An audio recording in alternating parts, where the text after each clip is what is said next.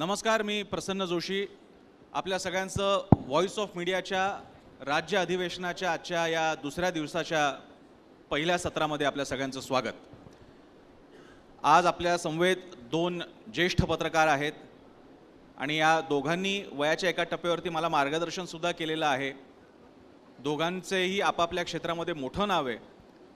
प्रकाश पोरेंच्या बाबतीत सांगायचं झालं तर महाराष्ट्रामध्ये इतर वृत्तपत्र समूहांनी स्वतःच्या एडिशन सुरू केल्यानंतर त्याचे भले वाईट परिणाम हा वेगळा विषय आहे. साताऱ्याचं ऐक्य आहे, कोकणातला रत्नागिरी टाइम्स आहे, तरुण भारत आहे, मराठवाड्यातला मराठवाडा दैनिक होतं भालेरावांचं, आमचं नाशिकचं गावकरी असेल, अशा सगळ्या जिल्हा दैनिकांच्या सुवर्ण काळामधले एक महत्त्वाचे प्रतिनिधी म्हणजे प्रकाश पोरे. देशोन्नतीच्या माध्यमातून विदर्भाचा आवाज महाराष्ट्रापर्यंत नेण्याचं काम त्यांनी केलं. आणि एक छोटा किस्सा मात्र मी आवर्जून सांगेन. म्हणजे प्रकाश पोरेंचं ज्याला म्हणतात ना की पाणी किती खोल आहे आणि काय म्हणतात ना पाणी जोखलं आपण. मी त्यावेळी रानडे इन्स्टिट्यूटला मी शिकत असताना ते आले होते आणि पत्रकारिता व्यवसायाबद्दल सांगत होते आणि त्यांनी किस्सा सांगितला. मी त्या वृत्तपत्राचं नाव नाही घेणार, पण तिकडे एक मोठं वृत्तपत्र महाराष्ट्रातून म्हणजे उर्वरित महाराष्ट्रातून विदर्भात जेव्हा आलं त्यावेळी त्यांनी एकदम काय 200, 250, 500 रुपयामध्ये वर्षभर स्कीम, त्याच्यासोबत काय असेल ते गिफ्ट्स वगैरे दिल्या जातील आणि किंमतसुद्धा कमी.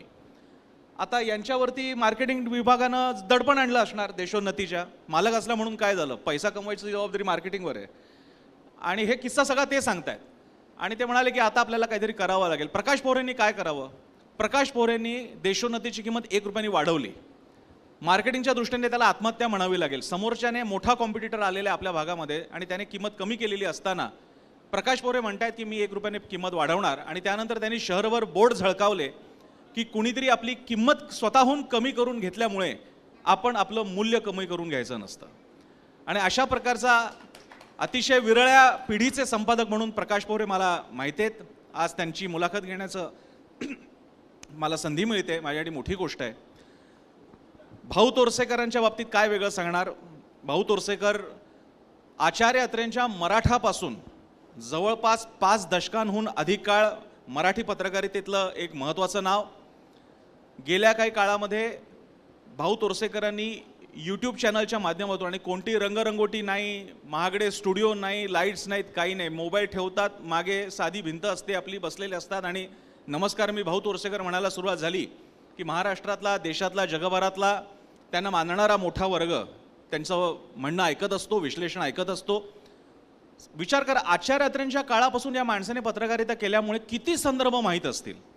म्हणजे आज जेव्हा आम्ही भाजपबद्दल बोलतो, काँग्रेस राष्ट्रवादीबद्दल बोलतो, त्यावेळी ते थेट पुलोतपर्यंत मागे जातात. पुलोतच्या मागे यशवंतराव चव्हाण, शरद पवार संबंधांपर्यंत मागे जातात. भाजपबद्दल बोलत असताना ते जनसंघाच्या दिवसांबद्दलचे किस्से सांगतात. असा चालता बोलता पत्रकारिता विश्वकोश म्हणजे भाऊ तोरसेकर. आणि आज त्यांची सुद्धा मला या निमित्तानं मुलाखत घ्यायची संधी मिळते. हेही माझ्यासाठी एक मोठी संधी आहे. मी पहिल्यांदा आपल्या दोघांचं या कार्यक्रमात स्वागत करतो आणि आपण संवादाला सुरुवात करूया. मी पहिल्यांदा म्हणजे आपला हेतू असा असणार आहे की या दोन्ही मान्यवरांकडून सध्याची पत्रकारिता, राजकारण काय चाललंय आणि काय होणार आहे या बाबतीत आपण जाणून घेण्याचा प्रयत्न करणार आहोत. भाऊ, आपल्याला तर जीवनगौरव पुरस्कार मिळतो, त्यामुळे पहिल्यांदा सुरुवात तुमच्यापासून करतो. आत्तापर्यंतचा हा काळ ज्याच्यामधलं राजकारण, पत्रकारिता यावर पहिल्यांदा एक असा जसा तो फ्लॅशबॅक टाकतात चित्रपटामध्ये तसा फ्लॅशबॅक टाका आणि मग पुढच्या पार्टसाठी मी पुन्हा प्रश्न घेऊन येईन. सगळ्यात पहिल्यांदा मी पोरेंचं अभिनंदन करीन.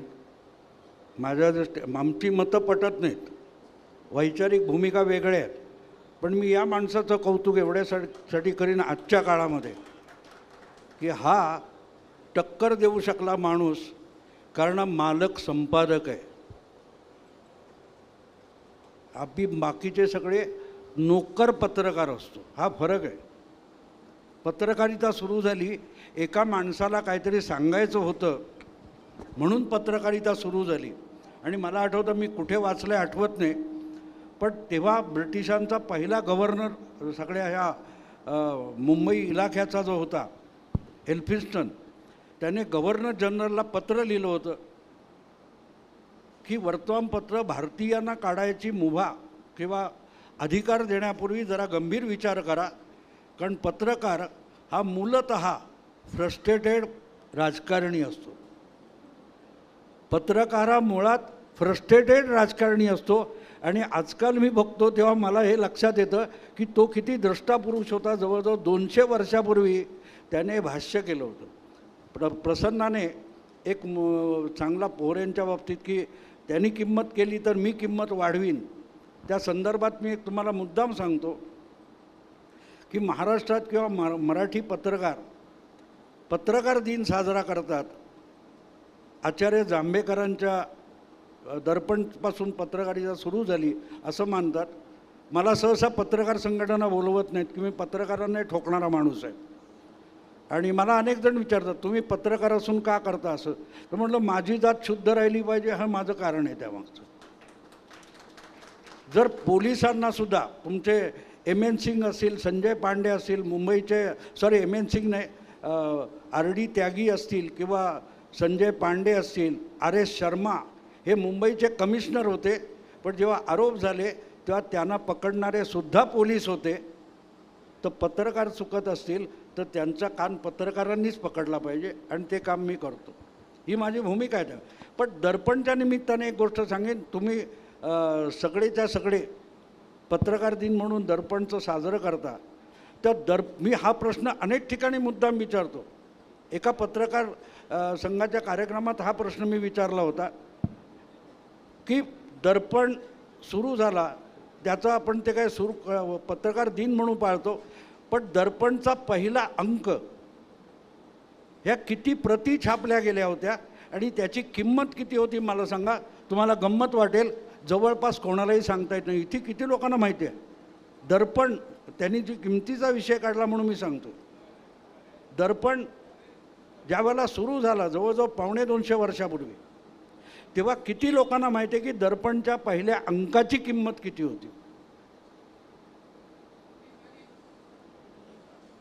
1 रुपया किंमत होती. त्यावेळेचा 1 रुपया, त्यावेळचा 1 रुपया. आणि लक्षात घ्या 1 रुपयाची किंमत किती होती. ब्रिटिशांची सत्ता प्रस्थापित होऊन आपली मराठी माणसं कारकून वगैरे म्हणून त्यांच्याकडे नोकरी लागायला लागली तेव्हा कारकुनाचा पगार 2.5 ते 3 रुपये होता. 3 रुपये जेव्हा माणसाचं उत्पन्न आहे अशा वेळेला 1 रुपया वर्तमानपत्राची किंमत ठेवणारे आचार्य जांभेकर वेडे होते का? नाही मित्रांनो. He was so confident. त्यांना माहिती होतं मी एक अमूल्य ठेवा देतोय, त्याची किंमत मी घेईन. 300 प्रती छापल्या होत्या. त्या खपण्यात किती महिने गेले सोडून द्या. पण मुद्दा असा आहे की आज आपण 3 कोटीपेक्षा जास्त मराठी वर्तमानपत्र छापतो. त्याची किंमत, छपाईची किंमत जवळजवळ 20-25 रुपये असते. कसं बसं रडत मरत 5 रुपये किंमत ठेवतो, कारण आपल्याला माहिती आहे आपण रद्दी छापतो. आणि दुर्दैव असं आहे की गेल्या 4-5 वर्षात पर्यावरणामुळे रद्दी देखील किमतीची झाली नाही. आम्ही जेव्हा लहानपणी शाळेत होतो किंवा नवीन पत्रकार झालो तेव्हा लोक रद्दी जपून ठेवायचे किंवा महिन्याला त्यातून येणाऱ्या पैशातून निदान कसलं तरी बिल भरता यायचं. विचार त्याचा करा. मी अगत्याने हे का सांगतो माहिती का? दुसरा कोणी, गांधीजींचं एक फार सुंदर वाक्य आहे की तुमचा अपमान करण्यासाठी तुमचं सहकार्य लागतं. आपण कोणाशी सहकार्य करतोय याचा विचार करा. एवढंच बोलून आता थांबतो. मला हाच जो पॉईंट दिलेला आहे तोरसेकरांनी तो घेऊन मी पोहरेंकडे जातो. पोहरेजी आता जे ते म्हणत होते की आपणच रद्दी तयार करत असू तर किंमत हक्काने कशी काय मागणार. आणि मला तुमच्यासाठी तुम्ही असे संपादक माहिती आहे की ज्यांनी स्वतःची किंमत इतरांनी कमी केली असताना वाढवली. त्यामुळे मला सांगा पत्रकार तरी काय करणार जर का बाहेर सगळं रद्दीत चालत असेल. रोज कोणी उठतंय काहीतरी प्रतिक्रिया देत आहे आणि त्यासुद्धा भाषा तुला ठोकून काढतो. कोणी म्हणतं की आम्हाला उलट्या देतात तुमच्या बाजूला बसल्याने. आता सगळीकडे उलट्या ठोकून काढतो हीच भाषा असेल तर पत्रकार म्हणतात आम्हाला तेच छापावं लागतं किंवा दाखवावं लागतं. त्यामुळे रद्दीच्या काळात सुमारांची सद्दी आणि सद्दीमुळे ती रद्दी, असं हे दुर्दैवी दुष्टचक्र आहे का? मग पत्रकारांनी करावं तरी काय? नाही प्रसन्न, मी तुला एका ठिकाणी इथे करेक्ट करतो की गोष्ट अशी आहे की हे मालकांनी खरं म्हटलं म्हणजे जो संपादक असतो, मुख्य संपादक, त्यांनी ठरवायचं असतं. गोष्ट कशी आहे माहिती आहे का? मी तुला एक सांगतो, मी स्वतःला कधीच पेपरचा मालक समजलं नाही. भाऊनी जसा विषय काढला, पेपरचा खरा मालक कोण आहे? अहो जो पेपर तो 6 रुपये देऊन विकत घेतो तो मालक आहे. आपण तर फॅसिलेटर आहोत फक्त. हा दृष्टिकोन ठेवून मी नेहमी सातत्याने काम करत राहिलो. गोष्ट कशी आहे माहिती आहे का की त्या पेपर गुळगुळीत आहे, इम्पोर्टेड आहे की त्या बातमीमध्ये दम आहे याच्यावर लोक ते पेपर विकत घेत असतात. मी माझ्या आयुष्यामध्ये अजून एकही किलो इम्पोर्टेड कागद विकत घेतलेला नाही. कारण मला माहिती आहे की वर्तमानपत्राचं लाईफ जे आहे ते 10 मिनटं आहे. 10 मिनटासाठी मी माझ्या देशाचा डॉलर कशाला वाया गमावू. बातमीत दम पाहिजे हो. त्या पेपरामध्ये काय तो इंडियनमध्ये आहे की कसा आहे त्याच्यात मतलब नाही, लेखात दम पाहिजे. आजच्या घडीला परिस्थिती अशी आहे की जे लेख कुणीही छापू शकत नाही, कोणाची हिंमत नाही, ते लेख फक्त आणि फक्त देशोन्नतीतच छापल्या जातात, दुसरे कोणी छापायची हिंमत करत. तुम्हाला गंमत सांगतो, माझ्याकडे एक दिवस याचा फोन आला चिडून ज्ञानेश महारावचा. अरे काय पोरे काय लावलं आहे, अरे पगार मालकाचा खातून काम तुझं करतोय. म्हटलं झालं आहे काय तुला. अरे ते म्हणे मी माझा लेख तुझ्याकडे छापल्या गेला आणि सकाळपासून नुसते 100-150 फोनच घेतो आहे, माझं काम राहिलं बाजूला, मेहरबानी करून माझा नंबर छापू नकोस. मी म्हटलं माझा तत्व आहे की ज्याचं ट्रॅफिक तो सांभाळेल, विचार तुझा आणि तुझ्या प्रश्नाची उत्तर मी संपादक म्हणून मी देऊ का, असं मला चालत नाही. माझा पिंड आहे, माझं एक धोरण आहे की ज्याचे विचार तो त्याच्या संदर्भामध्ये हे करेल. आणि आमच्याकडे हे ठरवलेलं आहे की ज्याचा लेख असेल त्याचा नंबर छापल्यात जातो. मला भरतकुमार राऊतांचा एक दिवस फोन आला, ते त्यांची तक्रार असतील माझा नंबर छापू नको, कारण मला लोक खूप परेशान. म्हणजे मग तुमच्या पेपरमध्ये आहे काय, तुमच्या पेपरमध्ये एवढं काय आहे की माझ्या पेपरमध्ये मी छापतो तर मला एक फोन येत नाही, इतरही पेपरमध्ये मी छापत आलो. सकाळचे संपादक आपले त्यांचाही एक दिवस माझ्याकडे फोन आला, ते म्हणे तुमच्याकडे एवढं काय आहे की एवढे तुमच्या याच्यामध्ये लेख छापला की एवढे कॉल येतात. मी म्हटलं साधा आणि सरळ आहे, मी माझा वाचक विकत घेतलेला नाही आहे.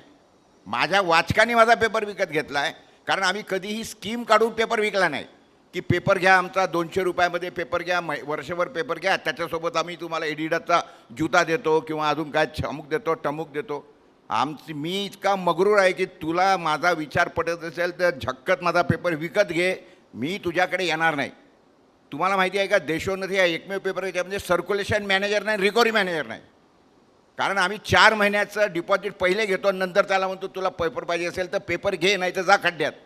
कारण साधा आणि सरळ आहे. भाऊंनी सांगितलं की 15-20 रुपयामध्ये माझं प्रोडक्शन कॉस्ट असलेला पेपर, तरी भारतातला सगळ्यात हायेस्ट किंमत माझी आहे 6 रुपये. 6 रुपयात आज भारतात कोणाचाही पेपर नाही आहे. मी 6 रुपये किंमत देतो, तरी मला 3च रुपये परत येतात ना. म्हणजे 15 रुपयाचा माल मी 3 रुपयात देतो, म्हणजे 12 रुपयाचा लॉस करून मी तुला देत असेल तर त्याला त्या दृष्टिकोनातून पेपर वाटलं पाहिजे की हा घेतला पाहिजे. हो. आजच्या घडीला कसं झालेलं आहे, वर्तमानपत्रामध्ये भाऊनी ज्याचा उल्लेख केला, गोष्ट कशी आहे माहिती आहे का, की पत्रकार लिहितात, जबरदस्त लिहितात, त्यांच्यात पेजमध्ये दम आहे, पण मालकात दम पाहिजे ना, की हे सत्तेच्या विरोधात जात असलेल्याने आपण छापायचं की नाही छापायचं. असे किती मालक ठरले आहेत आजकालच्या जमान्यामध्ये, मला तुम्ही सांगा किती मालक उरलेत. तो भलाही किती पाठवत असेल बिचारा, पण जर मालकाचं जर कुठं साठं-लोटं असेल आणि तो म्हणजे नाही नाही नको द्या, हे मोदीच्या विरोधात आहे किंवा हे राहुलच्या विरोधात आहे, छापायचं नाही, पत्रकार काय करणार आहे बिचारा.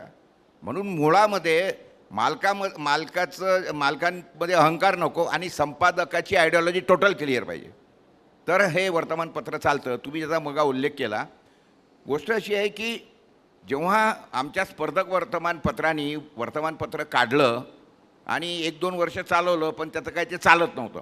मग त्यांनी काय केलं की किंमत 2000, खरं म्हटलं म्हणजे सहस्त्रक सुरू कधी होतं, 2001ला सुरू होतं. हे 2000 असताना त्यांनी म्हटलं की सहस्त्रक स्वागत मूल्य 1 रुपया 2 रुपयाचं. आता त्याचा खप 15,000चा, माझा खप होता त्यावेळेला 70,000चा. आता माझं आयुष्य मारवाड्यांसोबत गेलं. मला लगेच लक्षात आलं की म्हटलं हा लई शान आहे. अरे त्याचा लॉस झाला तर रोजचा 15,000 होईल, माझा लॉस मी 1 रुपया किंमत, माझा लॉस रोजचा 70,000 होईल. कसं आहे, माझ्या बापाला मारवाड्यांनी उपाधी दिली होती रेतीमधला नावाडी. ते काय म्हणायचे की अरे लोक तर पाण्यात नाव चालवतात, पण हा गोपाळराव एवढा हुशार आहे की हा म्हणे रेतीत नाव चालवतो. त्यांनी त्याला पदवी दिली. त्यात बापाचा मी पोरगा. मी साधं सरळ म्हटलं की ठीक आहे, तू 2ची किंमत 1 केली ना, मी 2ची 3 करून टाकली आणि एकच जाहिरात टाकली.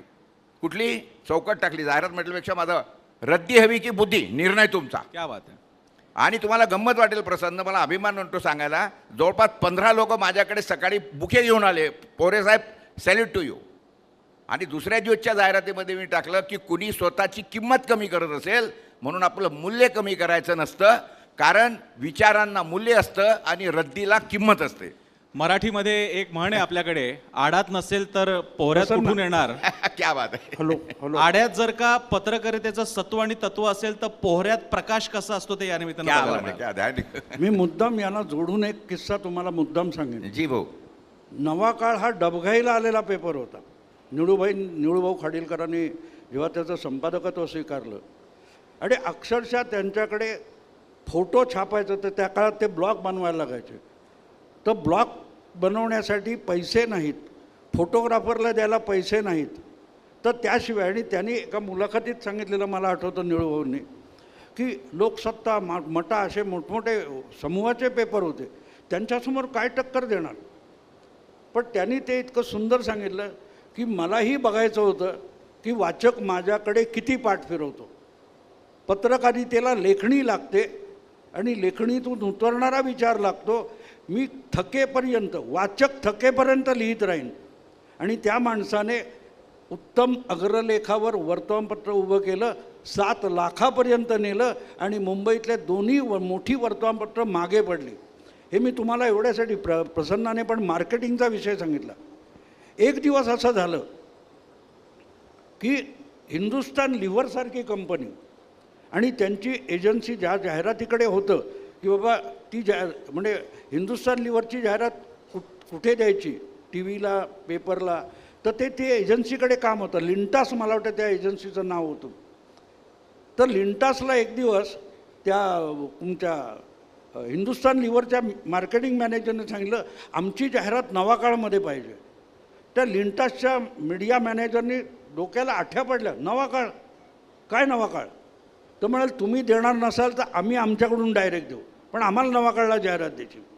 आता असं झाल्यानंतर लिंटासने स्वतः सर्वे करून घेतला नवा काळचा. मी मार्केटिंग हा विषय मुद्दाम तुम्हाला सांगतो. त्यांनी स्वतः सर्वे करून घेतला आणि ते लोक निळूभाऊंना भेटायला आले. अरे तुम्ही आमच्याकडे जाहिरात मागायला काय येत नाही. निळूभाऊ म्हणाले मला तुमच्याकडे मार्केटिंगचा माणूस पाठवायचा तर त्याला द्यायला पगाराचे पैसे नाहीत, त्यामुळे मी देणार नाही. तुम्हाला पाहिजे तर तुम्ही जाहिरात द्या, ती छापीन, पण मी जाहिरात मागायला माणूस पाठवणार नाही. त्या लिंटास एजन्सीने नवा काळला एक ऑफर दिली. त्यांनी इतका बारीक सर्वे केला होता. त्यांना सांगितलं एक तुमचं वर्षाचं उत्पन्न जाहिरातीचं हे साधारणतः 10 का 12 लाख आहे. आम्ही तुम्हाला 20 लाख रुपये वर्षाला जाहिरातीची गॅरंटी देतो. आमची अट एक आहे की तुमचं आत्ता जे 18 रुपये कॉलम सेंटीमीटर रेट आहे तो 50 रुपये करा. ते म्हणाले लोक घेणार नाहीत. मला मी तेच सांगतो ना, तुम्हाला आम्ही जर तुमच्या बाकीच्या जाहिराती जातील तरी आम्ही तुम्हाला जे 12-13 लाख आहे त्याच्या 1.5पट ॲश्युरन्स देतो आहे. निळूभाऊंनी ते केलं आणि त्याही जाहिराती टिकल्या. लक्षात घ्या, त्याही जाहिराती टिकल्या आणि हळूहळू करत म्हणजे संपादकाने मार्केटिंगवर मात करून दाखवलेली आहे. लेखणीची ताकद आपण समजून घेतली पाहिजे. लेखणीची ताकद ती आहे एका संपादकाने मार्केटिंगमुळे पेपर चालत नाही.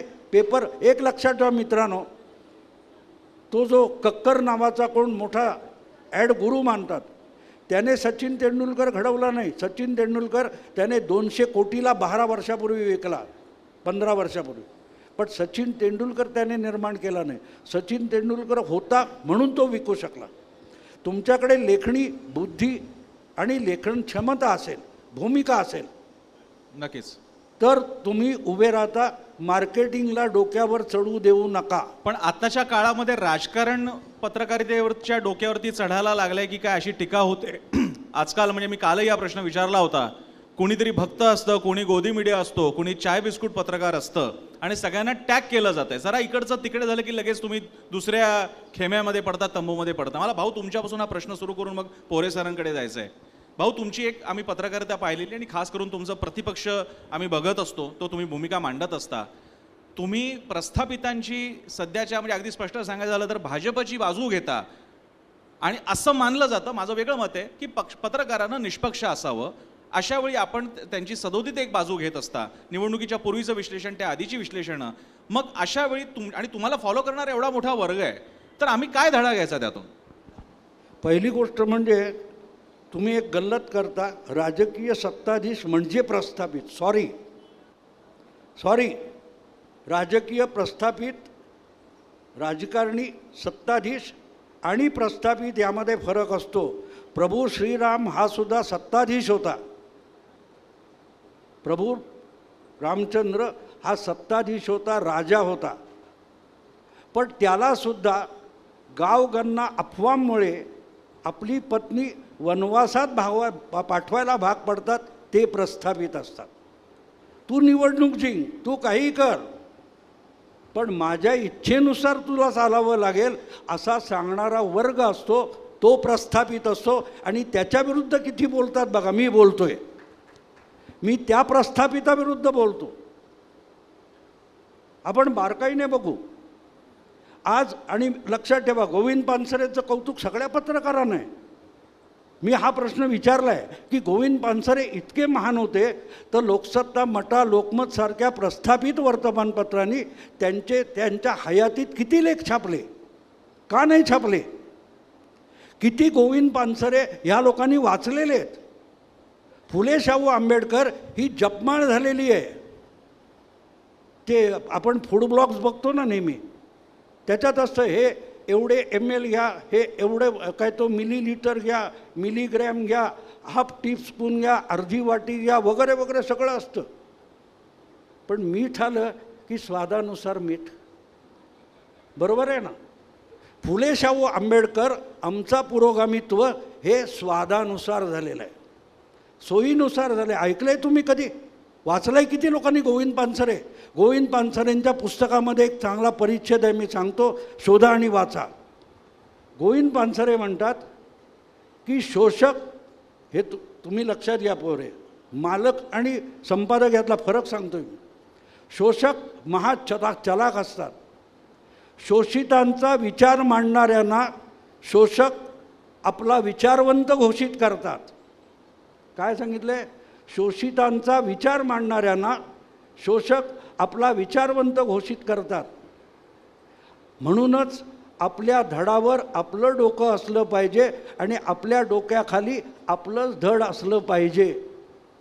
मी जेव्हा पत्रकार झालो 70च्या सुमाराला 69-70, तेव्हा नवाकाळ आणि महाराष्ट्र टाइम्स ही कामगारांची वर्तमानपत्र मानली जायची.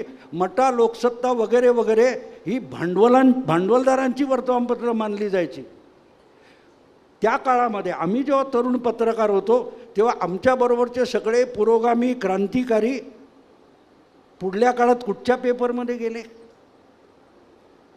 कुठल्या पेपरमध्ये गेले? सगळे संपादक आज पुरोगामी आहेत. काय चाललंय मित्रांनो, काय चाललंय? तेव्हा मी जे बरोबर आहे ते मांडायचा प्रयत्न करतो. आणि ज्या वेळेला मी एंटायर पत्रकार मीडियाच्या विरुद्ध उभा राहतो तेव्हा मी प्रस्थापिताच्या विरुद्ध उभा राहतो. कारण आजचा मीडिया ठराविक लोकांनी कब्जा केलेला आहे, भांडवलदारांनी कब्जा केलेला आहे. आणि तिथे पत्रकारिता संपली. मी यांचं कौतुक समोर दिसले म्हणून नाही केलं. मालक, संपादक, आजच्या संपादकाला अधिकार नाही, यांनी सांगितलं मार्केटिंग ठरवतं. ह्या फरक आपण लक्षात घेतला पाहिजे. काल परवा मी एक सोशल मीडियामध्ये निक्सनची एक जुनी मुलाखत बघितली. फार सुंदर मुलाखत आहे. वॉटरगेटमधून निक्सन हा सत्तेतून पायउतार झाला. तो म्हणाला असं समजतात की अमेरिकेच्या राष्ट्राध्यक्षाला सर्वाधिकार आहेत, अनलिमिटेड पॉवर्स आहेत, अमेरिकन काँग्रेसला अनलिमिटेड पॉवर्स आहेत. नाही म्हणाला, सगळ्यात अनलिमिटेड पॉवर्स मीडियाला आहेत. ते कोणालाही सत्तेत बसवू शकतात, कोणालाही सत्तेतून उतरवू शकतात. मग मला सांगा प्रस्थापित कोण? मी प्रस्थापिताची बाजू घेतो. तुमचे शिवाजी महाराज, त्यांनी आपल्या कर्तृत्वावर, आपल्या शिवाजी महाराजांनी एक साम्राज्य निर्माण केलं. त्यांचा अभिषेक करायला नाकारणारे प्रस्थापित असतात. मोदीने 3 विधानसभा निवडणुका जिंकल्या, 3 लोकसभा निवडणुका जिंकल्या. आम्ही त्याचा अभिषेक करणार नाही म्हणणारे प्रस्थापित असतात. आम्ही त्याला पंतप्रधान मानत नाही. मी कोणाच्या बाजूने? मी कोणाच्या बाजूने? तेव्हा प्रस्थापित हा शब्द गुळगुळीत आपण वापरतो, सरसकट वापरतो, आपल्याला त्याचा अर्थच माहिती नसतो. हा प्रॉब्लेम आहे. भाऊ तोरसेकरांनी त्यांच्या दृष्टीने असलेली प्रस्थापितांची व्याख्या आणि आपलं विश्लेषण मांडलेले आणि अर्थातच ते अनअपॉलॉजेटिक आहे. एक भाऊंचं कौतुक करावं लागेल, ते कोणत्याही प्रकारे क्षमार्थी नसतात. मी भूमिका मांडली, बाण सुटला सुटला, त्याच बाबतीत ते बाळासाहेब ठाकरेंसारखे पत्रकारितेमध्ये बाण सुटला सुटला, पुढे नंतर गोळी इथे गेली का तिथे जाऊन पडली. एक मिनिट त्याच्यासाठी खुलासा करतो.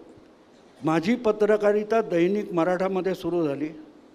दैनिक मराठा 75 साली बंद पडला, आता 49 वर्ष झाली. तरीही मी मराठाची वंशावळ सांगतो, मधले पेपर सांगत नाही. लक्षात घ्या भाऊ. पण तुमच्याकडे एकेकाळी आणि- शिवसैनिक म्हणूनच बघितलं जायचं. नाही, ते तुम्ही गंमत पत्रकार, अशी आहे- तुम्ही समाजवादी होता मूळचे. मी आता तुमच्या वेगळी मुलाखत नाही, मी सुरू नाही दलित करत. पॅन्थरचा एक संस्थापकापैकी आहे, ते सोडून द्या. मी डाव्या चळवळीतून आलेला आहे. मी डाव्या चळवळीतून आला आहे, पण डोकं गहाण टाकणारी चळवळ, आजच्या चळवळी, आजची आंदोलनं कॅमेऱ्यापुरती झालेली आहेत. कॅमेरा बंद झाला, आंदोलन संपलं. हातात तो झाडू सगळा सुद्धा अवेस तुम्ही बघा. आणि माझं तर म्हणणं आहे की मीडियाने चळवळी मारून टाकल्या, चळवळी मारून टाकल्या. भाऊ, हे लक्षात घ्या. आणि तुम्ही जाता कॅमेरा, जाता तुम्ही एक म्हणता गोष्ट- मीडियाने मारून टाकल्या, काहींचं म्हणणं आहे की या प्रस्थापितांनी सत्ताधाऱ्यांनी मारून टाकल्या. मी मग- पोरेंकडे नाही, नाही, मी जाऊन परत येतो प्रस्थापित- तुमच्याकडे. अहो, प्रस्थापित पण तुमचे लाचार आहे, ते विसरू नका. तुम्ही जेव्हा प्रस्थापित म्हणता, या ठिकाणचा आमदार, त्या जिल्ह्याचा खासदार हा तिथला प्रस्थापित असतो. मी पोरेंकडे जातो. पोरेजी, हे सगळे मुद्दे धरून भाऊंनी सुद्धा सांगितलेले, या आत्ताच्या अस्वस्थ वर्तमानाचं काय करायचं. आपण पाहतोय महाराष्ट्र अस्वस्थ आहे, त्या जोडीला पत्रकारितेची स्वतःची आव्हानं आहेत. मी जसं म्हणालो तसं जरा इकडचं तिकडे झालं की प्रेशर्स आहेत. भूमिका तरी कशी घ्यावी, कुणाकडे कोणता झेंडा घेऊ हाती, आता चित्रपटाचं गाणं नाही राहिलेलं, सामान्यपर्यंत माणसापर्यंत आलेला प्रश्न आहे. पत्रकार आणि तुमच्यासारखे मालक संपादक तर आहेतच. तुमचं आकलन काय? असं आहे प्रसन्ना, थोडंसं मी भाऊंनी जो विषय काढला किंवा तू जो म्हटला की ते सत्तेच्या सोबत आहेत वगैरे, असं कधी नसतं. एक लक्षात घ्या की वर्तमानपत्राचं मूळ काम काय आहे किंवा पत्रकारांचं खरं कर्तव्य काय आहे. साधे सरळ व्याख्या अशी आहे की पत्रकाराच्या एका हातात आरसा असला पाहिजे, दुसऱ्या हातात टॉर्च असली पाहिजे.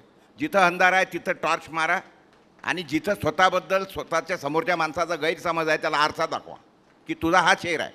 हेच काम आहे आपलं. गोष्ट कशी आहे माहिती आहे का की या सगळ्या याच्यामध्ये की आज एकंदरीत जी काही स्पर्धा लागलेली आहे किंवा ज्या पद्धतीने चाकू सुरी लावून ईडीची, एक तो जमाना गेला की सत्ता बदल हा तलवारीच्या जोरावर किंवा बंदुकीच्या जोरावर होत होता. आता सत्ता बदल हा वेगळा, त्याची शस्त्र बदलली आहे. तर त्या दृष्टिकोनातून मग कधी ईडी, तुला काय वाटतं की अजितदादा किंवा अजून शिंदे हे, त्यांना भाजपची तत्त्व फार पटली, मोदीच्याबद्दल भयंकर त्यांना हे सुरू लागलं की नाही हा फार चांगला मनुष्य आहे म्हणून तिकडे गेली, असं तुझं म्हणणं आहे? काही नाही, साधं सरळ आहे. ईडीची चाकू सुरी लावली की तिकडे की इकडे तू ठरव, म्हणून ही तिकडे गेलेली माणसं आहेत. आपल्याला काही राजकारण करण्यात येईल, राजकारण हा काही तुझा विषय नाही, तुम्हाला तो प्रश्न विचारला नाही. पण मी तुला सहज त्याच्यातलं हे सांगितलं. गोष्ट कशी आहे माहिती आहे का की खरं म्हटलं म्हणजे पत्रकारांचंच थोडंसं काय म्हणतो त्याला, ते दिशा विसरल्या आहेत किंवा त्यांचं स्वतःबद्दलचं जो काही आत्मविश्वास आहे ना तो कमी झाला आहे. आपण त्यांचा आत्मविश्वास वाढवण्याचं काम केलं पाहिजे. एक लक्षात घ्या, काय आहे माहिती आहे का की आजकाल नॅरेटिव्ह हा शब्द फार प्रसिद्ध झाला. बाळासाहेबांनी मग उल्लेख केला. नॅरेटिव्ह सेट करतो. कोण सेट करतं? राजकारणी लोक त्याचा नॅरेटिव्ह सेट करतात. आजकाल काय, काल म्हणजे सातत्याने असलेल्या गोष्टींवरून तुमचं लक्ष दुसरीकडे वेधणं हे आजकाल सगळ्यात मोठं काम झालं आहे. कारण काय, जे जिवंत प्रश्न आहेत, जे ज्वलंत प्रश्न आहेत, त्याच्यावरून समोरच्या माणसाचं म्हणजे कोणाचं, जनसामान्य माणसांचं लक्ष दुसरीकडे वेधणं, यालाच नॅरेटिव्ह सेट करणं म्हणतात. गोष्ट कसं आहे माहिती आहे का, आता रोज एक बातमी बदलते ना नवीन. म्हणजे काल काय तर म्हणे ते पुतळा पडला, मग त्याच्यावरून हे आंदोलन करणार, ते आंदोलन करणार. माझा परवाचा लेख आहे त्या सगळ्या संदर्भातला की जे काही म्हणजे ज्वलंत मुद्दे आहेत किंवा जे याचे मानवतेचे मुद्दे आहेत त्याचंसुद्धा राजकारण करायचं. म्हणजे मला सांगा, तो बलात्कार झाला तर फक्त आणि फक्त विरोधी पक्षातल्या नेत्यांनीच त्याचा निषेध करायला पाहिजे का? सत्ताधारी पक्षातल्या एकाही मंत्र्यांनी, आमदारांनी किंवा ट्रोल आर्मीनी त्याचा निषेध केलेला नाही आहे. मला सांगा, ही ती गंभीर बाब आहे.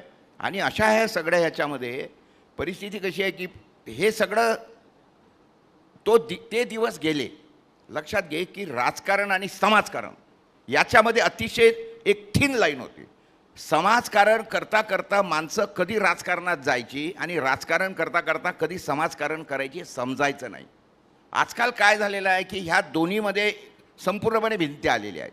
कंप्लीट पहिली थिन लाईन होत्या, थिन लाईन आहे एक कंप्लीट कॉन्क्रीटची भिंत काढली गेलेली आहे की समाजकारण करणाऱ्या माणसांनी समाजकारणच करत राहायचं, राजकारण्यांनी राजकारणच करायचं. तू लक्षात घेणं म्हणजे आता भाजपामध्ये ज्या लोकांनी आयुष्यभर म्हणजे RSS म्हणा भाजप ज्यांनी सतरंजी आयुष्यभर उचलल्या, खुर्च्या लावल्या, ते तिथेच आहेत. आणि नवीनच लोक खुर्चीत बसायला आले तर त्या पक्षाच्या आयडिओलॉजीची काही संबंध नाही, काही संबंध नाही. आणि हे सगळं ते बिचारे भाजपवाले किंवा RSS वाले आता असे काय म्हणतो त्याला हताशपणे बघतायत. तुम्ही एकदम प्रीतम मुंडेंच्या मनातलं काही बोलून दाखवलं का? त्या एकदम दिलखुलासपणे हसतायत त्या. प्रीतमजी आम्ही तुमच्या सोबत आहोत, कळलंय आम्हाला सुद्धा. तर काय झालेलं माहिती आहे का की पत्रकारांनी ह्या सगळ्या गोष्टी ओळखून स्वतःची कर्तव्य समजली पाहिजे. आपल्याला काय केलं पाहिजे, ह्यांच्या नॅरेटिव्हत फसायचं की आपण आपल्या म्हणजे आपण जे व्रत घेतलेलं आहे.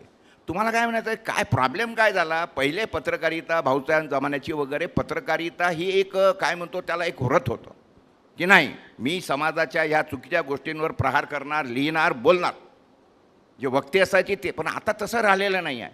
काय झालेलं आहे पत्रकारांना सुद्धा, आणि पत्रकारिता हा काही म्हणजे ठीक आहे म्हणजे प्रत्येकाला पोट असतं, पत्रकारिता हे उदरभरणाचं साधन नाही आहे, एक लक्षात घ्या. ते एक व्रत आहे, ज्याला त्या मार्गाने जायचं त्यांनीच गेलं पाहिजे. प्रॉब्लेम काय झाला आजकाल की अनेक वर्तमानपत्रांनी काय केलं की पत्रकार जो चांगला लिहिणार आहे, म्हणजे आता मी सांगतो माझंच आता आमच्या इथे काही स्पर्धक वर्तमानपत्र आहे, म्हणजे त्यांच्याकडे रिपोर्टरची गरज आहे 5, 50 ठेवलेले आहेत. कशासाठी? समोरच्याला तो मनुष्य भेटला नाही पाहिजे, तो म्हणजे त्या लिहिणाऱ्या लोक त्याला मिळालेच नाही पाहिजे. आता ज्या माणसाला मी 10,000 पगार देतो त्याला जर तो खूप चांगलं लिहितोय, त्याला जर 1,00,000 रुपये पगार दिला, त्याची माझ्यासोबत कितीही निष्ठा असली त्याला काही सांगतो जाणार, तो येणार, पाय पडणार. अनेक लोक येतात, भाऊ ते असं झालं, माझी इच्छा नाही पण आता काय करू, जरा बायको फार मागं लागली हो, मी आता जरा जाऊ का तिकडे. अरे बाबा जा. काय झालेलं आहे माहिती आहे का की पहिले एक समजून घेतलं पाहिजे की किती लोकांच्या चेहऱ्यावर आता हसू दिसतंय, जणू काय मनातलं कोणीतरी बोलून दाखवलं. मला असं सगळे इकडचे दिसत आहेत लोकांचे चेहरे. नाही झालंय काय माहिती आहे का की हे जे काही असं आहे, किती विषय आहेत लिहायला बोलायला, मला सांगा समोर दिसतात. लोकांना प्रॉब्लेम काय की आता आज कशावर लिहायचं, मला प्रॉब्लेम आहे की कशावर लिहायचं, कशावर लिहायचं. माझ्याकडे माझा संडेचं आर्टिकल असतं, पण त्या संडेचं आर्टिकल मला संडेलाच द्यावं लागतं, परंतु मग मी काही गोष्टी रोज बातम्या म्हणजे मला इथे एक रोखून तुम्हालाच प्रश्न विचारतो, कारण हा इंटरेस्टिंग प्रश्न आहे. एकेकाळी महत्त्वाची मोठी वर्तमानपत्र ही प्रादेशिक होती आणि सगळ्यांना मुंबईचीच एडिशन हवी होती, कारण आम्हाला जिल्ह्यासाठी आमची पत्रं आहेत. आम्हाला गावकरी आहे, देशोन्नती आहे, रत्नागिरी टाइम्स आहे, ऐक्य आहे, तरुण भारत आहे. तुम्ही जे मोठे ब्रँड्स आहे तुम्ही मुंबईवरनंच काम करा आणि आम्हाला प्रादेशिक चित्र दाखवा. हे चित्र बिघडायला लागलं जेव्हा प्रत्येकाच्या जिल्हा वाईज एडिशन्स, आणि आता तर तुमचं अगदी शहराच्या आणि उपनगराच्या सुद्धा आता एडिशन्स यायला लागल्या. हे टाळायला हवं होतं. काय तू फार चांगल्या अतिशय ज्वलंत मुद्द्याला आणि बेसिक मुद्द्याला हात घातला प्रसन्न. एक लक्षात घे, दैनिक देशोन्नती 1986ला सुरू झाला, वऱ्हाडे साहेबांनी मोठ्या जिद्दीने चालू केला. खरं म्हटलं म्हणजे तो धंदेवाईक किंवा व्यावसायिक मनुष्य नव्हता, एक कलाकार किंवा खूप चांगलं लिखाण करणारा आणि अतिशय चांगला वक्तृत्व उर्दू भाषेवर कमांड असलेला मनुष्य होता. 86ला काढलं, पेपरच्या प्रेशरनी किंवा कशाने साहेबांचं 2च वर्षामध्ये हार्ट अटॅक आला आणि गेले. 88 ते 90 वर्तमानपत्र शिप विदाऊट कॅप्टन चालत राहिलं, बंद पडलं. 23 नोव्हेंबर 1990ला पेपर बंद पडला. 4 दिवस पेपर घरी का आला नाही म्हणून मी चौकशी केली तर कळलं की साहेबांच्या पोरांनी सांगितलं की नाही ते मला परवडत नाही, खूप लॉस झाला, नसं तसं आहे.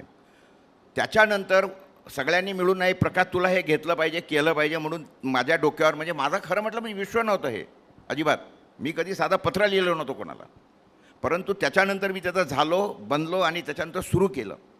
गोष्ट काय झाली त्याच्यामध्ये की मी हेच कळलं की बातमी लिहितो कोण, तोपर्यंत काय पद्धत होती माहिती आहे का, एक समजून घे की वर्तमानपत्र म्हटलं की त्याच्यामध्ये लिहिणारे मुंबई पुण्याचेच लोक विद्वान असतात म्हणून त्यांचेच लेख यायचे. विद्वत्ता म्हणजे फक्त 2च ठिकाणी आहे, पुण्याला आहे, मुंबईला आहे. आणि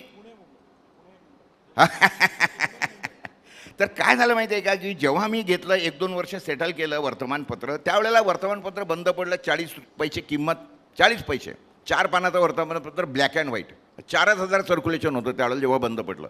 3 दिवस बंद पडलेलं वर्तमानपत्र मी चालू केलं, समजून घे. पण त्याच्यानंतर काय झालं, जेव्हा हळूहळू जेव्हा जम बसला, एकच मला चांगला मौका मिळाला की 1991ला रात्री काहीतरी 2 वाजता टेलिप्रिंटरवर बातमी आली, टुन टुन टुन टुन टुन. म्हणजे काय वाचतंय म्हणून बघितलं, त्याच्यावर एकच लाईन होती, राजीव गांधी बॉम्ब ब्लास्टेड. अरे व्हायला म्हणतो काय आहे. माझा हा निघून गेलेला होता आमचा PTIचा रायटर, त्याला मी फोन करून घरून बोलावलं आणि त्याच्यानंतर ते क्रीड यायला सुरुवात झाली दनादन दनादन. मग मी काय केलं शहाणपणा, मी जो आमचं स्पर्धकार वर्तमानपत्र होतं स्थानिक, त्यांना फोन केला, अरे काय कसं चाललं आहे, काय आहे, काही विषय आहे का. तो नाही काही नाही मला लक्षात, तुम्ही यांच्याकडे माहीत नाही बातमी. म्हटलं जम घ्या. मी ती बातमी तयार केली, टाकली. तुम्हाला गंमत वाटेल, सकाळी ते वर्तमानपत्राच्या पुंगळ्या बनवल्या 5-5, 10-10च्या. मी अक्षरशः रस्त्याने निघालो, जीपच्या टपावर बसलो आणि ते फेकत होतो राजू, आणि ते माईक हातात घेतला. तुम्हाला गंमत वाटेल, त्यावेळेला 12,000 काहीतरी खप झाला होता. 12,000चा खप त्या दिवशी 60,000 झाला एका दिवसात. लक्षात घ्या. नंतरच्या वर्षी मला दुसरी संधी मिळाली, ती याची आपलं बाबरी मस्जिद पाडली. ती बाबरी मस्जिद पडली. त्याच्यानंतर अकोला वॉज दी म्हणजे मोस्ट अफेक्टेड. पूर्ण शहर जळतंय, धुवा निघतंय. आणि अशा वेळेला कॅमेरा घेऊन मी फिरतोय, बातम्यांचे सगळे फोटो काढतो. 8 दिवस सगळी वर्तमानपत्र बंद, केवळ माझं चालू. 60,000चा खप 1 लाखावर गेला एका दिवसात. गोष्ट काय असते माहिती आहे का, तुम्ही एक लक्षात घ्या की ह्या अशा पद्धतीने बातम्या खूप दिसतात. प्रॉब्लेम काय झालेले आहेत, आजकालच्या पोरांचं कसं झालेलं आहे की झापडबंद घोडा असतो की नाही, त्याला ते सरळ चाललं असं, टांग्याचा घोडा म्हणतात. तर कसं आहे की इतकं रस्त्याने चालताना दिसतं बातम्यांचं. आता मी समृद्धी महामार्गावरून आलो, मी म्हटलं आयला हा समृद्धी महामार्ग आहे की दुर्बुद्धी मार्ग आहे. म्हटलं हा तर दुर्बुद्धी मार्ग आहे. तुमच्यापैकी बरेच लोक समृद्धी मार्गावरून गेले असतील. हा विषय पहा, आता मी सांगतो त्या अँगलनी त्याला बघायला लागा, म्हणजे तुम्हाला कळेल काय झालेलं आहे. तुम्ही साऊथ कोरिया नॉर्थ कोरिया बघितला आहे का. काय आहे, दोघांच्या मधात भिंत टाकून दिली, इकडचा साऊथ कोरिया, तिकडचा नॉर्थ कोरिया. अहो आपला महाराष्ट्र सध्याच्या घडीला, अरे तू कुठल्या याच्यातला आहे, नाही मी साऊथ म्हणजे मी उत्तर महाराष्ट्रातला आहे, तो म्हणेल मी दक्षिण महाराष्ट्रातला आहे. इकडचा मनुष्य तिकडे जात नाही, तिकडचा मनुष्य इकडे जात नाही. आणि त्या मार्गाला नाव काय दिलं, समृद्धी महामार्ग. आणि म्हणतात काय, तर शेतकऱ्यांचं भलं होणार. अहो त्या प्रत्येक नाक्यावर लिहिलेलं आहे, बैलबंडी, ट्रॅक्टर, मोटरसायकल अलाउडच नाही. मग सामान्यतः चेहरा आहे कुठं, तुम्ही म्हणता कसं की हा शेतकऱ्यांचा मार्ग आहे म्हणून, समृद्धी आणणार आहे म्हणून. हा विशिष्ट हेतूने बनवलेला मार्ग आहे. गरज होती का. नागपूर ते मुंबई याच्यासाठी तो रस्ता आहे, लक्षात घे. आम्हाला नागपूरवरून मुंबईला जायचं असलं तर नागपूर, अमरावती, मूर्तिजापूर, अकोला रस्ता आहे की. दुसरा रस्ता आहे नागपूर, वर्धा वगैरे असा दुसरा रस्ता आहे. तिसरा रेल्वे मार्ग आहे, चौथा विमानाचा मार्ग आहे. 4 मार्ग असताना 5व्या मार्गाची गरज काय. आणि तुम्ही तो काढला, त्याला मानवी चेहरा दिला का. मानवी चेहरा द्यायला पाहिजे ना. 10 एकराची जमीन आहे एका शेतकऱ्याची, मधून रस्ता गेला, 1 एकर सरकारने पैसे दिले, 4 एकर तिकडच्या बाजूनी पडलं. अहो तो तिकडे जाऊच शकत नाही ते जमीन बघायला, तिकडे पाणी देऊ शकत नाही, तिकडे ट्रॅक्टर, तिकडच्या गावातला मजूर इकडे येत नाही, इकडचा तिकडे जाऊ देत नाही. अशा खूप बातम्या असतात. लक्षात फक्त काय आहे की हे सगळं दिसलं पाहिजे. हे सगळं झाल्यानंतर आता दुसरा नवीन मार्ग काढायला घेतला आहे. कुठला, त्या मार्ग शक्तीपीठ मार्ग. नागपूर ते गोवा. ह्याला किती लोकांना गोव्याला जायचं आहे विदर्भातल्या. इथं मरायला टेकले. तिकडे आमच्या इकडे गडचिरोली आहे, तिथं नक्षलाईट वाढलेत. मी एक पुस्तक लिहिलेलं आहे, नक्षलवाद्याचे पितृत्व सरकारकडेच. नक्षलवादी होतो कोण आहे शेवटी नक्षलवादी. एका घरामध्ये 2 लहान मुलं आहेत, पोराला भूक लागली, आईकडे गेलं, आई भूक लागली, आईने थापड मारली. मग आईची तक्रार करायला पोरगं बापाकडे गेलं, बापानं दुसऱ्याला पेकडात लात घातली. मग आजोबाकडे गेलं, त्याला असं वाटलं की आता आजीकडे गेलं, आजी तरी मला काहीतरी खाऊ घालेल. आजीने त्याला पुन्हा ठोकलं आणि आजोबांनी जाऊन त्याला हे सगळं केलं. गोष्ट काय होतं माहिती आहे का, की ते पोरगं 2 पोरं आहेत, त्यातलं एक पोरगं काय करतं, पलंगाखाली लपतं. खरं, त्याला आपण आत्महत्या करणारा शेतकरी म्हणतो. आणि दुसरं पोरगं काय करतं, हातामध्ये येईल ती वस्तू घेऊन TV फोड, काच फोड. तो नक्षलवादी. ही झालेली आहे. अरे त्याचं कोणी ऐकतच जर नसेल, त्याच्या समस्या कोणी ऐकत नाही, बरोबर, लोक नक्षलवादाकडे वळणारच आहेत ना. आणि हे वास्तव जर का आपण दैनिक आणि माध्यमातून दाखवणार नसू तर मग ती पत्रकारिता कसली, हा मुद्दा बरोबर आहे. मी एक शेवटच्या टप्प्याकडे येतोय. मी भाऊंकडे ह्यातला एक मुद्दा घेऊन जातो. भाऊ, मी मगाशचा मुद्दा जरा आणखी सविस्तर प्रश्न विचारतो की गोदी मीडिया म्हणजे तुम्ही एकतर यांच्या बाजूचे नाही तर त्यांच्या बाजूचे, ही सगळ्या पत्रकारांसमोर म्हणजे ग्रामीण भागातल्या पत्रकारापासून ते संपादकापर्यंतची आणि नॅशनल पातळीला पर्यंतचे आहेत. तुम्ही यांच्या आरत्या ओळखता का त्यांच्या. तुम्ही महाराष्ट्रामध्ये मवियाच्या बाजूने आहात का महायुतीच्या. आणि कुठलाही मध्यम मार्ग स्पेस उरला नाही. काटेरी कुंपणावर बसायची इच्छाच कोणाची नाहीये, त्यांना तुम्ही डबल ढोलकी म्हणता. अशा काळात पत्रकारिता करावी तरी कशी. तुम्हाला जर का कोणी एखाद्या पक्षाचं म्हणत असेल, आरत्या ओळणारे गोदी मीडियावाले म्हणत असेल, तर भाऊ तोरेसकरांचं काय उत्तर असेल. नाही, आता यातल्या बऱ्याच लोकांनी माझा जागता पहारा म्हणून ब्लॉग आहे, त्याच्यावर मी जवळजवळ 2011पासून लिहिलेले लेख आहेत. त्याच्यावर 2014मध्ये युती तुटली, त्यानंतर जवळजवळ 11 महिने मी भाजपला उभं आडवं झोडपून काढलेलं आहे. ते किती लोकांनी वाचले? किती लोकांनी वाचले?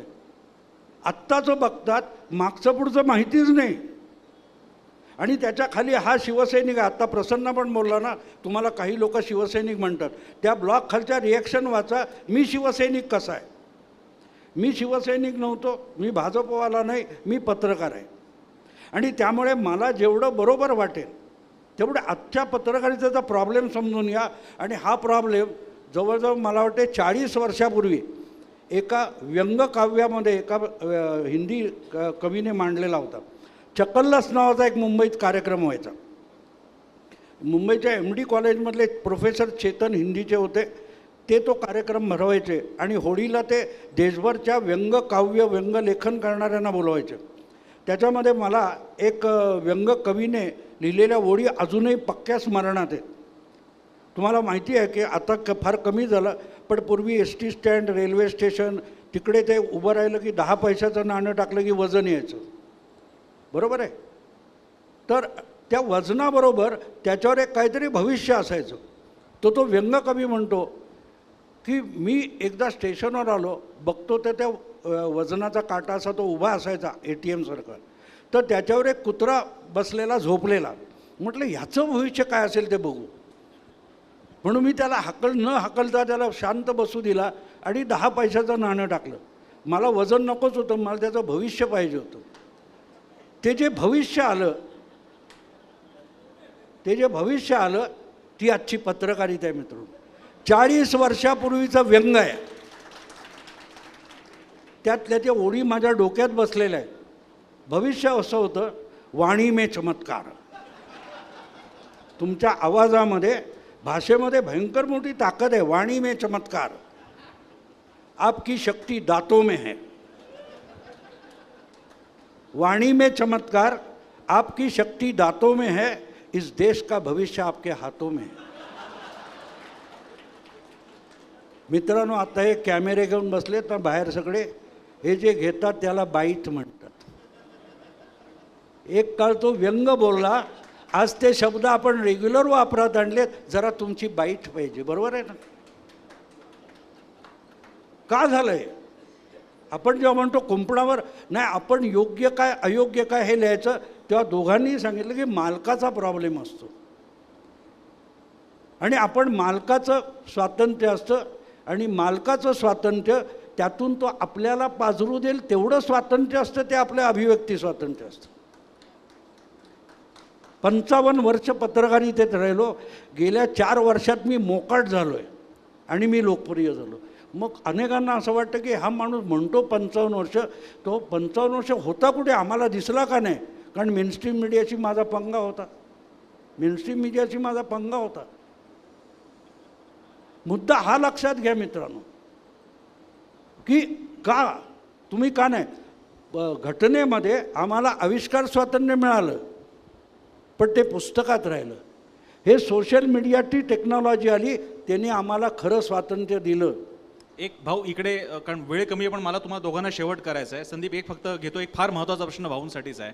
भाऊ, इतकं धाडसपणे बोलणारे, कोणतेही तमा आणि फेवर, ना फिअर ना फेवर बाळगत लिहिणारे, तरीसुद्धा जेव्हा तुम्हाला, आणि मी हा स्पष्ट शब्द प्रश्न विचारणार आहे कारण अनेकांच्या मनात भाऊंचं यावर काय म्हणणं आहे ते लोकांना जाणून घ्यायचं आहे. जेव्हा भाजपच्या श्वेता शालेंनी तुम्हाला नोटीस पाठवता, ती मागे घ्यावी लागली ती गोष्ट सोडा, पण त्यानंतर एक प्रक्षोभ बघायला मिळाला, भाजपचे समर्थक भाजपवर तुटून पडले, त्या एपिसोडबद्दल नेमकं भाऊंना म्हणायचंय तरी काय? नाही, जर का भाऊ तोरसेकरांना नोटिसा पाठवल्या जात असतील तर विरोधी पत्रकारांची तर बातच वेगळी. नाही, त्याचं कारण सरळ आहे मित्रांनो, की ज्या वेळेला सार्वजनिक जीवनातली मोठी माणसं, तमाशाच्या फडात मन निजवणारी महिला आणि घरची गृहिणी यातला फरक ओळखेन असे होतात, ते आपल्या सार्वजनिक जीवनात झालेलं आहे. साधी गोष्ट आहे की ज्या महिलेविषयी तुम्ही श्वेता शालेंनी बोललात, त्या त्यांच्या काय मीडिया प्रभारी वगैरे आहेत. आता भाजपची मीडिया प्रभारी, तिला भाऊ तोरसेकर पुणे माहीत नाही, नोटीस पाठवण्यापूर्वी निदान एक विचार करायचा, हा माणूस आहे कोण, ह्याच्यावर लिगल ॲक्शन घ्यायची. तर कोणी माझ्या आयुष्यात मला आलेली ती तिसरी नोटीस होती मित्रांनो. 55 वर्षात पत्रकारिता मी भडक लिहितो असं सगळ्यांचा आरोप आहे, पण मला नोटीस नाही. एक नोटीस आली MP वशी नावाचे सुप्रीम कोर्टातले आणि मुंबई हायकोर्टातले मोठे जायंट वकील, त्यांची नोटीस आली होती. त्यांना म्हटलं प्रोसीड टू कोर्ट, ते गेले नाहीत कोर्टामध्ये, नोटीसवर मागे गेले. RD त्यागी, रामदेव त्यागी, मुंबईचे पोलीस कमिशनर, त्यांनी मला नोटीस पाठवली. त्यांना म्हटलं मी चूक केली असेल, मला शिक्षा झाली पाहिजे, मी कुठलाही खुलासा देणार नाही, प्रोसीड टू कोर्ट. नाही गेले. ज्याच्यावर आजपर्यंत 2 नोटिसा इतक्या जायंट लोकांच्या येऊन, म्हणजे अगदी खरं सांगतो तुम्हाला की रामदेव त्यागीवर मी एक अग्रलेख लिहिला होता, त्यागीची कृपा करून दारू ढोसा अशा अग्रलेख लिहिला होता.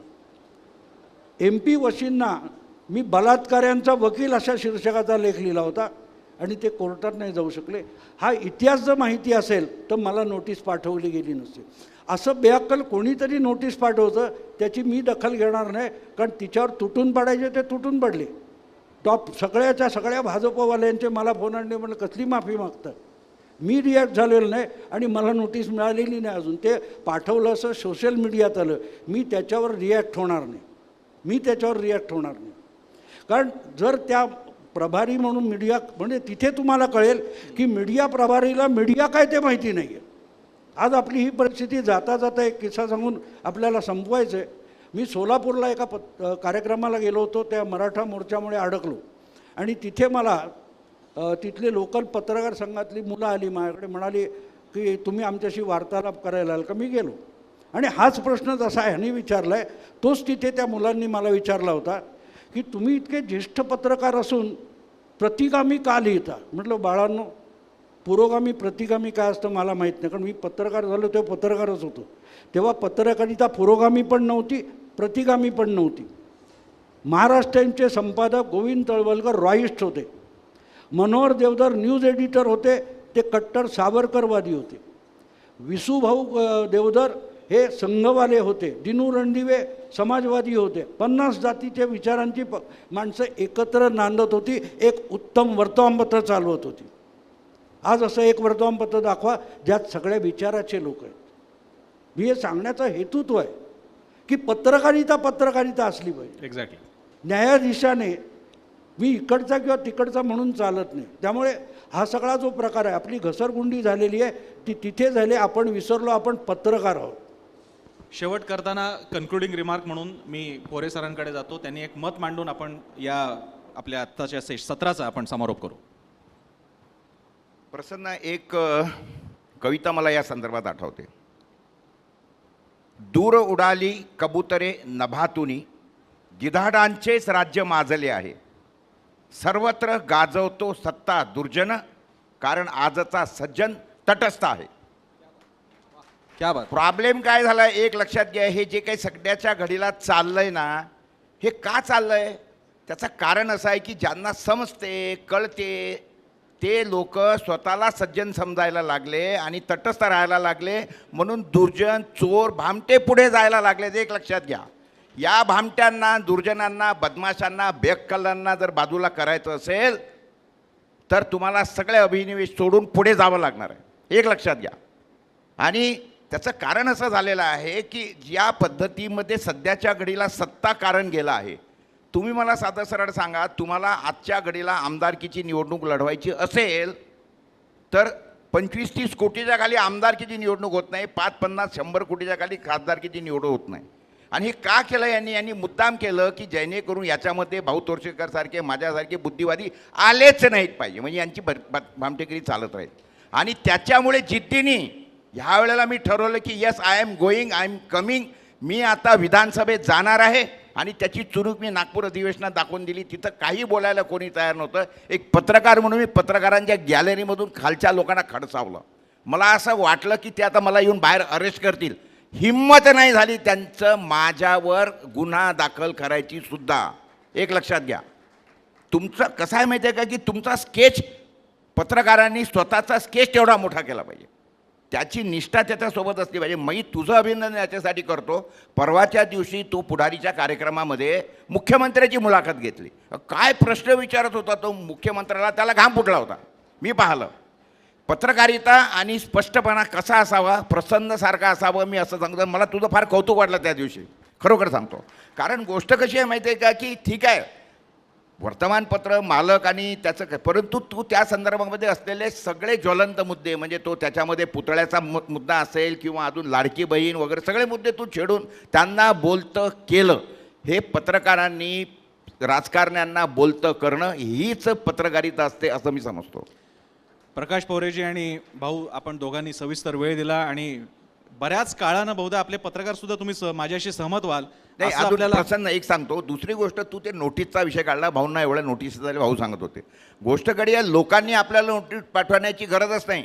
आपली हिंमत असली पाहिजे की त्या लोकांना नोटीस करायची, नोटीस पाठवायची. मी या सिरम इन्स्टिट्यूटच्या त्या पुनावाल्या घोड्यावाल्याला 10,000 कोटीची नोटीस पाठवली आहे, हरामखोराला 10,000 कोटीची.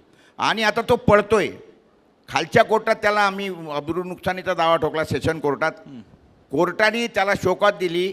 त्याच्यानंतर त्यांनी त्याचं उत्तर दिलं. त्या उत्तरीवर कोर्टाने त्याच्यावर स्वतःहून आता केस केली. त्याच्यावरून आता त्याचं हे झालं तर तो आता हायकोर्टात गेला, कारण हायकोर्टाने त्याच्यावर दुसरी केस केली. गोष्ट कशी आहे माहिती आहे का, की तुम्ही तुमची भूमिका स्पष्ट मांडली. पूर्ण महाराष्ट्रामध्ये, देशामध्ये कोरोनाच्या वेळेला कोणी लिहायलाच तयार नव्हतं की अरे हे काय चाललंय. कोणी विचार करायला तयार नव्हतं की हे नॅरेटिव्ह सेट केलं जातं आहे लोकांना मारण्याचं. म्हणजे कोरोना टेस्टिंगचे किट 2017 साली विकत घेतल्या गेले. तुम्हाला कसं माहीत? ते 2020ला कोरोना येणार आहे, तुम्ही तेव्हा विकत घेणार आणि म्हणणार की नाही नाही हा लॅबोरेटरीमधून सुटलेला गोष्ट अशी आहे की तुम्ही तुमचं जर म्हणजे काय म्हणतात जागरूकता ठेवली. खरं गुगल तुमच्या मदतीला आहे ना, गुगलवर शोधत जा ना. खरं. एका जमान्यामध्ये आपल्याला फोटो, म्हणजे मला आठवतं की आमच्याकडे माणसांची फोटो किंवा रेफरन्सेससाठी जवळपास एक गोडाऊन भर, एवढं मोठं माझ्याकडे गोडाऊन होतं, त्याच्यात फोटो असायचे. आता काही गरज राहिली नाही ना. तुम्ही काळानुरूप जर बदलले, तंत्रज्ञानासोबत तुम्ही राहिले तर तुमच्यामध्ये म्हणजे आत्मविश्वास निर्माण होतो आणि ते करणं गरजेचं आहे. काळानुरूप बदला. अर्थात जर वर्तमानपत्र खिळ्यावरून याच्या वेबला गेलं आणि वेबवरून आता जर डिजिटलवर आपल्या याच्यावर आलं असेल, डिजिटलवर, हा अल्लादीनचा दिवा झालाय. तो एक जमान्यातला दिवा गेला की तो घासला की तो म्हणतो बोल मेरे आका मैं क्या करू. तो 2-4च प्रश्न करायचा. अरे हा लाखो प्रश्नांची उत्तरं देतो, लाखो प्रश्नाचं तुम्हाला सोल्युशन देतो. हे फक्त कळलं पाहिजे. आणि ज्यांना हे कळतं ते त्याच्यावर स्वार होतात. आणि तेच मी नवीन तरुण पत्रकारांना सुद्धा मी त्यांचं अभिनंदन करतो की त्यांनी सोशल मीडियाच्या माध्यमातून गोदी मीडियाने कितीही कोंबड्या झाकायचा प्रयत्न केला, परंतु ह्या सोशल मीडियाने यांना सगळ्यांना नागडं केलं हे आपण विसरता कामा नये. एक लक्षात घ्या. जर का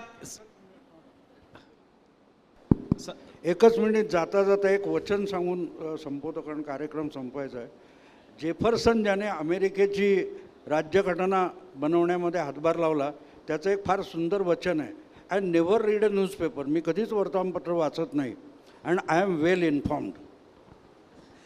ही परिस्थिती आहे. जर का वृत्तपत्रातून आपण संज्ञान होत नसू आणि तर त्याच्यावरची कमेंट इतक्या वर्षाने सुद्धा लागू होत असेल, तर एक मात्र नक्की, जर का इतरांकडे कायदेशीर नोटिसीचं शस्त्र असेल, ते पत्रकारांना घाबरवण्यासाठी वापरत असतील, तर रोजचा निघणारा पेपर, मग तो डिजिटल आवृत्ती असेल, वृत्तपत्र असेल, नाही तर TV असेल, ते आमची सुद्धा जनतेच्या नावानं सत्ताधाऱ्यांना बजावलेली नोटीस आहे. त्याचं माध्यम वृत्तपत्र किंवा TV किंवा रेडिओ किंवा डिजिटल असेल, ते शस्त्र आपण जबाबदारीने वापराल. त्याचीच मार्गदर्शन मी सांगतो की तुम्हाला जर स्वतःमध्ये जर आत्मविश्वास निर्माण करायचा असेल तर मुळामध्ये तुरुंगाची, हातकळीची भीती सोडा. मी 140 केसेस घेतलेला, 50 वेळेला तुरुंगात गेलेला, 40 वेळेला कस्टडीत गेलेला, 200 दिवस तुरुंगात राहिलेला मनुष्य आहे. आणि त्याच्यामुळे मी इतका निर्भय झालो. किमान आणि सगळ्या वेळेला मी कुठल्या तरी सोशल कॉजसाठी गेलो आहे. मी कापसाचं आंदोलन असेल, दारूबंदी आंदोलन असेल, शेतकऱ्यांचं आंदोलन असेल. घाबरायचं काय आहे? तुम्हाला तुमच्यामधली भीती जर काढायची असेल, प्रत्येकाला मी आज मूळ मंत्र देतो, हातकडीचा जो थंड स्पर्श असतो ना, त्याची भीती बाळगणं सोडला, तेच जास्तीत जास्त होऊ शकतं.